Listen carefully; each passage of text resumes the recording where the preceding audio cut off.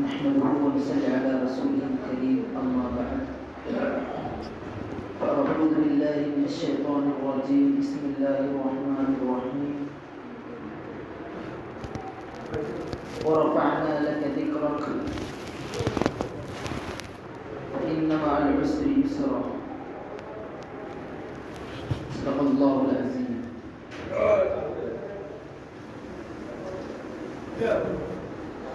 معزز مکرم مقابل احترام تمام ہی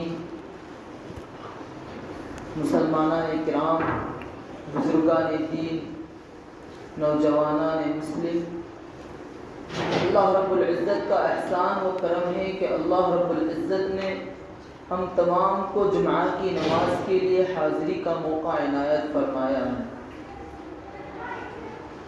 اور ہم تمام کو اپنے دربار کے اندر بلایا ہے. معزز دوستو، دین اسلام جو اس دنیا کے اندر آیا ہے، پوری دنیا میں پھیلا ہے، بہت ہی مشکلات کا سامنا کرتے ہوئے، بہت ہی پریشانیوں کا سامنا کرنے کے بعد کہ ہم تک پہنچا ہے. آپ صلی اللہ علیہ وسلم مکہ معظمہ کے اندر پیدا کیے گئے. آپ کے پیدا کرنے سے پہلے وہاں کا ماحول اتنا خراب تھا، لوگ ایک دوسرے سے بہت زیادہ نفرت کیا کرتے تھے، بے حیائی عام تھی، بے شرمی عام تھی. ایک دوسرے کے اونٹ سے پہلے اگر کسی کا اونٹ پانی پی لے تو وہ اس اونٹ کا بدلہ اپنے بچوں تک کے کہتا تھا کہ میرے مر جانے کے بعد تم اس سے بدلہ لینا، اس کے اونٹ نے میرے اونٹ سے پہلے پانی پیا. اس طرح کی ان لوگوں کی عقل ہو چکی تھی، ایک دوسرے سے بدلہ لینے کے لیے ہمیشہ تیار رہتے تھے. ظلم و ستم بہت زیادہ ان لوگوں کے درمیان پھیلا ہوا تھا، بلکہ پوری دنیا کا ماحول بہت ہی زیادہ خراب تھا. اللہ رب العزت نے ہمارے نبی جناب نبی کریم صلی اللہ علیہ وسلم کو ایسے ماحول کے اندر پیدا کیا تاکہ دنیا والوں کو راہ حق کا پتہ چل سکے، دنیا والوں کو اللہ رب العزت سے ملایا جا سکے. آپ صلی اللہ علیہ وسلم اس دنیا کے اندر پیدا کیے گئے. میں آپ سے کہوں کہ ذرا غور کریں آپ صلی اللہ علیہ وسلم کی ابتدائی زندگی کے اندر کہ کس طرح سے آپ صلی اللہ علیہ وسلم کو آزمائشوں کے اندر اللہ رب العزت نے ڈھالا. آپ اس دنیا کے اندر پیدا ہونے سے پہلے ہی آپ کے والد محترم اس دنیا سے جا چکے تھے. آپ نے اپنے والد کا چہرہ بھی نہیں دیکھا تھا، اپنے والد کے سائے کے اندر بھی نہیں پلے تھے، اپنے والد کی انگلی کو پکڑ کر کے بھی نہیں چلے تھے، اپنے والد کی نظریں بھی آپ پر نہ پڑی تھی کہ آپ کے والد کو اللہ رب العزت نے لے لیا تھا. ایک باپ کے سائے کے بغیر زندگی گزارنا اس دنیا کے اندر کتنا مشکل ہوتا ہے. جو یتیم ہوتے انہیں پتہ چلتا ہے کہ باپ کی شفقت کتنی عظیم چیز ہوتی ہے، باپ کیسا سایہ ہوتا ہے. آپ صلی اللہ علیہ وسلم کے والد محترم اس دنیا سے چلے گئے، صرف ماں آپ کے پاس تھی. پھر ایک وقت آیا کہ ماں نے آپ صلی اللہ علیہ وسلم کو حضرت آمنہ نے مدینہ تشریف لے گئی. وہاں پر ان کے رشتہ دار تھے، ان سے ملانے کے لیے ننیال تھی، ان سے ملانے کے لیے. جب مدینہ سے واپس اپنی والدہ کے ساتھ آپ صلی اللہ علیہ وسلم آ رہے تھے تو راستے کے اندر ایک مقام کے اوپر والدہ کا بھی انتقال ہو گیا. صرف ایک باندھی ساتھ میں تھی جس کا نام ام ایمن تھا. وہ آپ صلی اللہ علیہ وسلم کے ساتھ میں تھی، جو حضرت عبداللہ صلی اللہ علیہ وسلم کے والد کی باندھی تھی، وہ آپ صلی اللہ علیہ وسلم کے ساتھ میں تھی. ابھی آپ کی عمر چھوٹی ہی تھی، آپ کو دنیا کی سمجھ بھی ابھی آئی نہیں تھی، دنیا بھی آپ کی عقل میں بھی نہیں آئی تھی کہ آپ کی والدہ آپ کی آنکھوں کے سامنے چلی گئی، اور ایسے علاقے میں جہاں پر حضرت ام ایمن ساتھ تھی، والدہ ساتھ تھی، اور چھوٹا معصوم لخت جگر ساتھ میں تھا، آپ صلی اللہ علیہ وسلم۔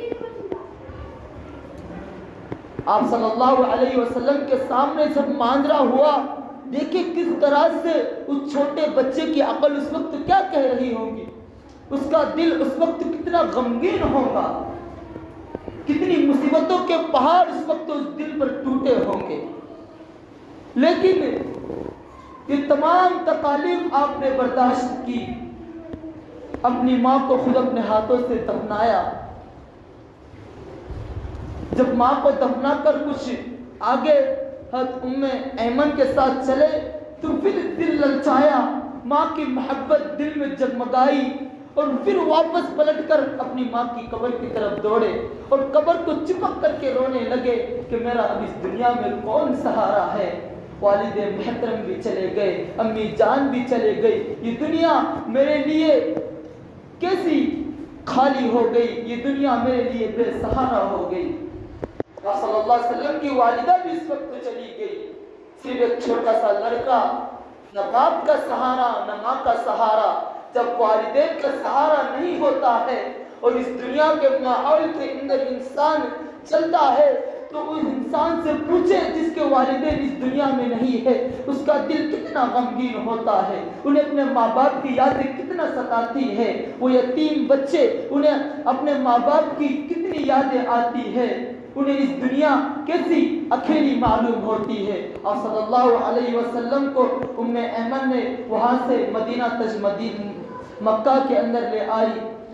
دادا عبد المطلب زندہ تھے، دادا عبد المطلب کے پاس کئی دنوں تک آپ صلی اللہ علیہ وسلم رہے، ابھی چھوٹی ہی عمر تھی کہ دادا عبد المطلب بھی اس دنیا سے چلے گئے۔ دادا عبد المطلب کے جنازے کے پیچھے روتے روتے آپ صلی اللہ علیہ وسلم جانے لگے کہ ایک یہ سہارا تھا وہ بھی اس دنیا سے چلا گیا۔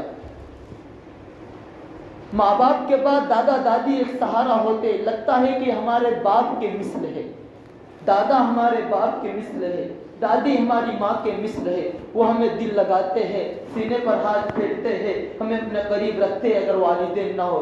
دادا تھے، آپ صلی اللہ علیہ وسلم کو انہوں نے دل لگایا، وہ بھی لڑکپن کی عمر میں بچپن کی عمر میں چلے گئے۔ دادا چلے گئے، اس کے بعد آپ صلی اللہ علیہ وسلم اور اکیلے ہو گئے۔ پھر آپ کے جو چچا تھے ابو طالب، ان کو کئی لڑکے تھے، آپ صلی اللہ علیہ وسلم حضرت علی تھے، ان کے علاوہ کئی لڑکے تھے، ان لڑکوں کے ساتھ آپ صلی اللہ علیہ وسلم کو بھی حضرت عبد المطلب نے پالنا شروع کیا۔ اپنے باپ حضرت عبد المطلب کے بعد حضرت ابو طالب کے پاس آپ صلی اللہ علیہ وسلم کئی دن رہے، پھر اس کے بعد ابو طالب بھی اس دنیا سے چلے گئے۔ حضرت ابو طالب نے حضرت خدیجۃ الکبریٰ سے آپ کا نکاح کرایا۔ حضرت خدیجۃ الکبریٰ آپ صلی اللہ علیہ وسلم کو جو یہ تکالیف پہنچی، والدین گئی، والد محترم گئے، عبد المطلب گئے، تو اس وقت جب اس دنیا کے اندر انسان کو بہت زیادہ تکالیف آتی ہے، اللہ رب العزت اس دنیا کے اندر اس کو خوشی بھی دیتا ہے، اس دنیا کے اندر اس کو سکون بھی دیتا ہے۔ تو ان کے بدلے اللہ رب العزت نے حضرت خدیجہ جو مکہ کی مالدار عورت تھی، جو تجارت کے اندر بہت نفع ان کو ہوا کرتا تھا، تو ان سے آپ صلی اللہ علیہ وسلم کا نکاح کرایا۔ خدیجہ سے نکاح ہو جانے کے بعد تھوڑی فراخی آئی، تھوڑا سکون آیا۔ آپ صلی اللہ علیہ وسلم روزانہ غار حرا کے اندر جا کر بیٹھ جایا کرتے تھے، غور و فکر کیا کرتے تھے اس دنیا کی حقیقت کے اوپر کہ اس دنیا جو اتنی بڑی چل رہی ہے، اس دنیا کا کوئی نہ کوئی چلانے والا ایک اکیلا ہے، جو اکیلا اس دنیا کو چلا رہا ہے، اس دنیا کو چلا رہا ہے۔ آپ صلی اللہ علیہ وسلم روزانہ غور کیا کرتے تھے۔ جب غور کیا کرتے تھے تو ایک دن جبرائیل علیہ السلام آئے، پہلی وحی آپ صلی اللہ علیہ وسلم کے اوپر آئی۔ آپ صلی اللہ علیہ وسلم نے بہت دن تنہائی کے اندر، اندھیرے کے اندر یہ غور و فکر کی، اللہ رب العزت کی، اللہ رب العزت کی غور و فکر کی۔ اس کے بعد ایک ماحول ایسا آیا کہ جبرائیل علیہ السلام وحی لے کر آئے۔ آپ صلی اللہ علیہ وسلم کو کچھ نہیں پتا تھا۔ آپ صلی اللہ علیہ وسلم سے کہا کہ پڑھو۔ آپ صلی اللہ علیہ وسلم بالکل ان پڑھ تھے، آپ کو کچھ پڑھنا نہیں آتا تھا، آپ کو دبایا، پھر کہا پڑھو. آپ صلی اللہ علیہ وسلم نے پڑھا اقرأ بسم ربک الذی خلق. جو پہلی وحی آپ صلی اللہ علیہ وسلم پر نازل ہوئی اس وقت آپ کے دل کا دماغ کا ماحول بالکل چینج ہو چکا تھا کہ یہ کیسا معاملہ میرے ساتھ پیش آیا ہے. آپ کو کچھ بھی سمجھ نہیں آ رہا تھا. آپ کے جسم سے پسینہ چھوٹ گیا. گھبراتے گھبراتے حضرت خدیجہ الکبریٰ کے پاس پہنچے اور کہنے لگے یا خدیجہ زملونی زملونی, میرے ساتھ کیا معاملہ پیش آیا, میرے اوپر جلدی چادر اڑاؤ. حضرت خدیجہ نے چادر اڑایا. آپ صلی اللہ علیہ وسلم بہت زیادہ گھبرائے ہوئے تھے. خدیجہ رضی اللہ تعالی عنہا نے آپ صلی اللہ علیہ وسلم کو دل کو دلاسا دیا. بیوی بھی ایک دل کا دلاسا ہوتی ہے. جب انسان دنیا کے ماحول میں کاروبار میں پریشان ہو جاتا ہے تو بیوی کی زبان سے جو دلاسے کے الفاظ نکلتے ہیں وہ انسان کے دل کو بہت سکون پہنچاتے ہیں. حضرت خدیجہ نے آپ کے دل کو سکون دیا کہ آپ اس دنیا کے اندر اللہ رب العزت آپ سے ہرگز بھی برا نہیں چاہ سکتا, کوئی نہ کوئی بھلائی کی بات ہوگی, اس لیے آپ کو یہ تمام چیزیں بھی پہنچی ہے. آپ کو ایک راہب کے پاس لے گئی, راہب نے بشارت بھی دی. اس کے بعد چند دن گزرے کہ خدیجہ بھی اس دنیا سے چلی گئی. 3 بیٹیاں گھر کے اندر موجود تھی, ام کلثوم, حضرت فاطمہ رضی اللہ تعالی عنہا اور ایک بیٹی اور تھی. تینوں بیٹیاں گھر کے اندر ہے. آپ صلی اللہ علیہ وسلم ہے. حضرت خدیجہ بھی اس دنیا سے چلی گئی. اب تینوں بیٹیاں, گھر کا ماحول اور پھر پوری دنیا کے اندر امت کے اندر چل پھر کر دین حق کی تعلیم دینا ہے. مکہ کے لوگوں کے پاس جاتے اور اللہ رب العزت کی وحدانیت کو لے کر وہ آپ کو جھٹلاتے, آپ کو مارتے پیٹتے, رستے سے چلتے آپ کے اوپر کچرا اوپر سے پھینکتے. کبھی آپ نماز کے لیے کھڑے ہوتے تو آپ کے اوپر اونٹ کی اوجڑی ڈال دیتے.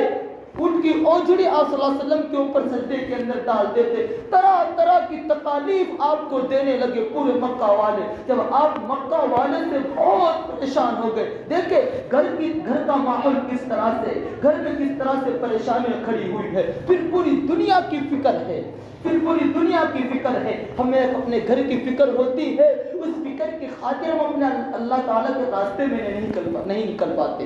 میرے نبی دن بھر راستے کے اندر چلتے پھرتے, گھروں کے اندر لوگوں کے جا کر دین حق کی تعلیم دیتے. جب مکہ والوں نے آپ کی بات کو نہیں مانی, آپ کو ہر راستے سے جھٹلایا, اس وقت آپ نے چاہا کہ میں طائف جاؤں اور طائف کے اندر جا کر وہاں پر لوگوں کو دین حق کی تعلیم دوں کہ طائف کے لوگ میری بات کو مان جائیں گے. جیسے ہی طائف کے اندر پہنچے, وہاں کے لوگوں نے آپ کی بات کو تو نہیں مانا, لیکن گاؤں کے جو اوباش لڑکے تھے ان کو آپ صلی اللہ علیہ وسلم کے پیچھے لگا دیا. انہوں نے پتھر مار مار کر آپ صلی اللہ علیہ وسلم کو طائف سے نکالا, یہاں تک کہ خون نکل کر جوتیوں کے اندر آپ صلی اللہ علیہ وسلم کی بھر گیا. فرشتے فوراً حاضر ہوئے, کہا کہ اگر آپ اجازت دے دیں طائف کو ہم ہلاک کر دیں, ان کے آزو بازو کے پہاڑوں کو ملا کر انہیں دل میں چکما چور کر دے. لیکن آپ صلی اللہ علیہ وسلم نے کہا کہ میں اس دنیا کے اندر زحمت بن کر نہیں آیا, میں کہ ان کے حق میں کہہ الہی کی دعا مانگوں. بشر ہیں, بے خبر ہیں, کیوں تباہی کی دعا مانگوں. ایک دن آئے گا, یہ نہیں ان کی اولادیں سمجھ جائیں گی اور یہاں پر اسلام ضرور آ جائے گا. آپ نے انہیں بد دعا نہیں کی, تمام تکالیف کو برداشت کی. پھر مکہ آئے. جب پھر پہلی تکالیف آپ صلی اللہ علیہ وسلم پر آئی تھی, حضرت خدیجہ کے ذریعے سے آپ کو سکون دیا تھا. پھر جب اور تکالیف آئی تو پھر ان تکالیف کے بعد ایک اور عروج اللہ رب العزت نے دیا کہ آپ صلی اللہ علیہ وسلم کو معراج نصیب کی. ان تمام تکالیف کے بعد پھر آپ صلی اللہ علیہ وسلم کو معراج نصیب کی اللہ رب العزت نے کہ فرش کے اوپر بھی لوگ آپ کو تکلیف دیتے ہیں, ہم اب عرش کے اوپر آپ کو بلائیں گے اور یہاں پر آپ کا اکرام کریں گے. عرش کے اوپر آپ صلی اللہ علیہ وسلم کو بلایا, 7 آسمانوں پر بلایا اور نماز جیسی قیمتی نعمت عطا کی. تو معزز دوستو, یہ تمام تکالیف کے بعد آپ صلی اللہ علیہ وسلم کی مصیبتوں کو برداشت کرنے کے بعد اسلام ہم تک پہنچا ہے. ہمیں چاہیے کہ ہم اس اسلام کی قدر کرے, نمازوں کی قدر کرے, آپ صلی اللہ علیہ وسلم کی روح کو تکلیف پہنچانے والے کام نہ کرے اور ایمان کے اوپر اپنی زندگی کو صحیح طور پر گزارنے والے بنے. اللہ رب العزت ہم تمام کو عمل کرنے کی توفیق عطا فرمائے. وآخر دعوانا الحمدللہ رب العالمین. جمعرات کی سنتیں باقی ہے، سنتیں پڑھ لی.